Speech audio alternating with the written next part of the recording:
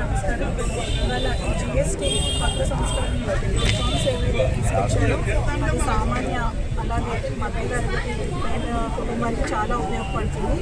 ఎందుకంటే ఇవాళ చాలామందికి జిఎస్టీ అంటే కనుక అది ఎవరో బిజినెస్ మ్యాన్ చేసుకునేదో లేకపోతే ఓన్లీ రిచ్ పీపుల్కి అది అవైల్ చేసుకునే సర్వీస్ అని అనుకుంటారు.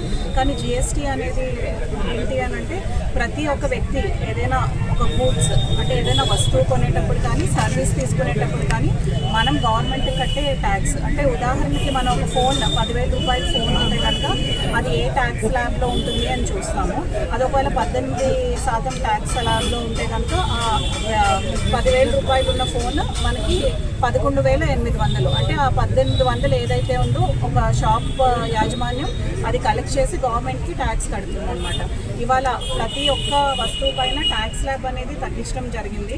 గతంలో చాలా వరకు ఇప్పుడు ఏవైతే లగ్జరీ గూడ్స్ లైక్ కార్స్ కానీ బైక్స్ కానీ ఏసీస్ కానీ చాలా టీవీస్ కానీ ఈ ఎలక్ట్రానిక్స్ అన్నీ కూడా 28% ట్యాక్స్ ల్యాబ్లో ఉండేది.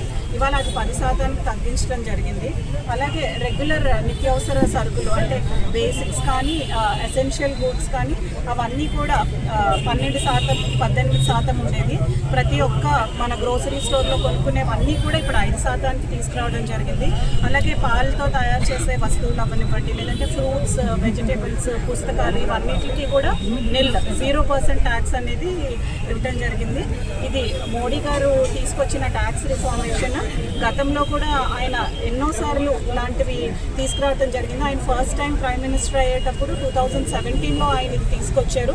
ఇవాళ మళ్ళీ ట్యాక్సెస్ అన్నీ కూడా తగ్గించి తీసుకురావడం అనేది చాలా మంచి విషయం. ఇలాంటి గవర్నమెంట్తో మేము అసోసియేట్ అయినందుకు అలాగే చంద్రబాబు నాయుడు గారు కూడా one of the first CM ఈ సంస్కరణలకి సపోర్ట్ చేసిన వ్యక్తి. ఈ కూటమి ప్రభుత్వంకి మరొకసారి థ్యాంక్ యూ చెప్తూ సెలవు తీసుకుంటాం.